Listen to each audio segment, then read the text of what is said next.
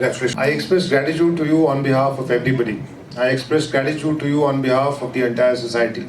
There will be people who will tell you that the standard of medical ethics, standard of this, that, and the other thing might not be that great. But now I think that we must all get together to make sure that we recognize the great work that is being done by medical professionals all across Jammu and Kashmir. You work day in, day out, but for you, there will be mortality, there will be morbidity, there will be a huge burden of disease, excepting for the wonderful work that all of you are doing. I would like to appreciate that from the core of my heart as to how you are doing that. I acknowledge that on behalf of everybody, and I express deep gratitude to you for doing so. The purpose of gathering today is to recognize these small, so this memento might be a very small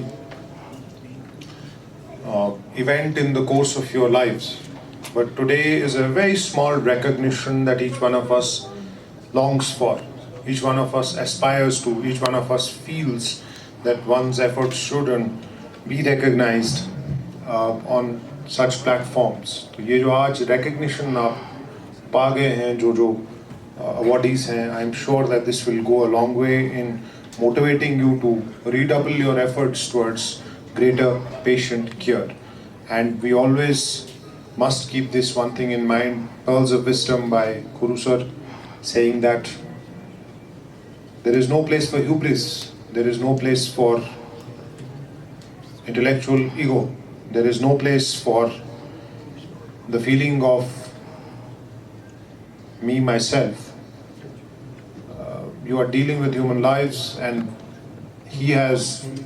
How many patients would you have seen, sir, in your life? Just out of curiosity. Should be... Sir, please. I'm getting embarrassed when you get... No, should be millions, but this clinic now follows 60,000 now. But then before that... In the course of your life, throughout the globe, how many? Maybe 2 million. 2 million? More than that. Wow. So, this coming from a man who has seen 2 million people as an astronomical figure of patients to see and interact and touch 2 million human lives individually, directly. And coming from him, if I was a practicing doctor, I would sit up and take great note of what he had said. He said, don't have hubris, take second opinions, make sure that you have systems in place so that when you leave that particular place, the system continues.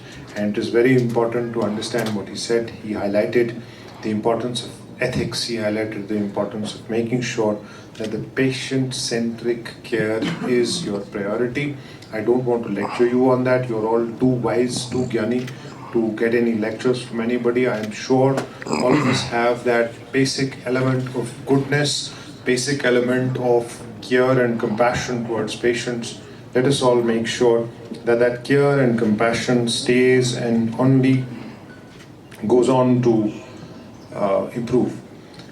In the course of times, you will face challenges. There will be multiple challenges in the coming times for healthcare professionals. One of the biggest challenges is, and I keep saying this repeatedly, that your job today is far more difficult than the job of a doctor 50 years back. Your patient is far, far more aware.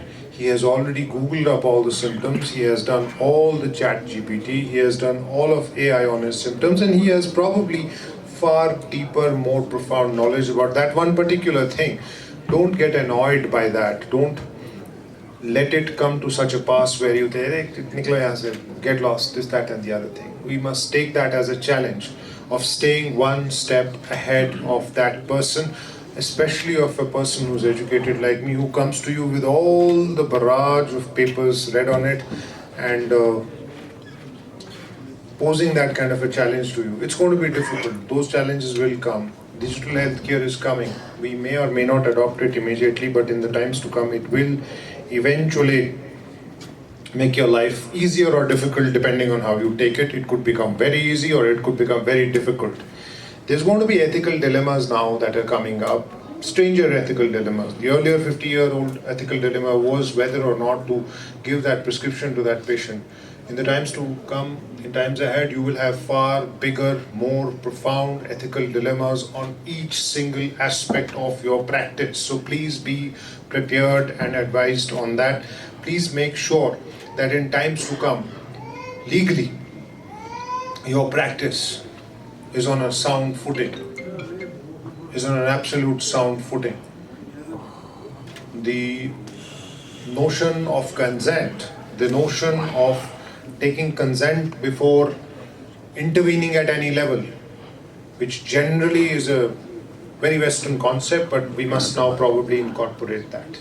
We must make sure that your legal skeletons and frameworks of operating in a patient-doctor setting are solid, absolutely solid. Those challenges will eventually come to you, and I'm sure that you will all be prepared for those challenges.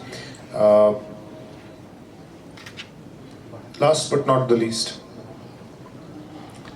even today, when a patient in agony and pain comes, in spite of the fact that technology is advanced, artificial intelligence is advanced, computers might give you a diagnosis on the basis of algorithms, even today he expects the doctor and the nurse and the paramedic to have compassion and empathy, the human touch, the element of human touch. Please do not lose that element of human touch in this mad rat race of moving ahead in the public sector and in the private sector. It is important for all of us to understand that our ethical demands, especially in both these two sectors, public and private, are not compromised. No element of compassion, no element of empathy goes out of the window in the discharge of our duties. Now, I understand that at points in time in your careers, in various settings, financials will be a consideration. Never ever, please, let financials take the front seat and compassion, empathy, and ethics a backseat. A majority, an overwhelming majority of all of us operate on compassion and ethics and empathy. But because, doctors wear white coats, so even a minor spot, a small spot of dark is very, very easily, clearly visible. It stands out. The expectation from you is very high. The general public has great expectations from you. They hold you in high esteem and great esteem. So the expectations is a huge burden and a responsibility.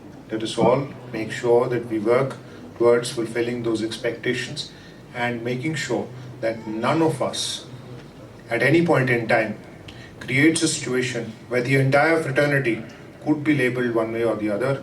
I am very certain that an overwhelming majority of all of us are good, well-meaning, nice people whose only consideration in this profession is to address patient care. In the process, financials are extremely important, but they are secondary. Because if we chase that, they will eventually go out of the window. And I couldn't agree more to what Guru sir has said. I think that is something of a gospel truth for us. For a man, coming from a man who has seen 2 million patients, anything said to him is, not in the fitness of things. And I sincerely hope that we take his advice, and people like him who are amongst us a huge treasure. I respect you a lot, sir. I respect all the great people who have been awarded here. And I wish and pray that you all have great, purposeful, quality, good, peaceful, and fulfilling, enriching lives for all of you and your families. May God bless you all for the great work that you are doing. Thank you very much.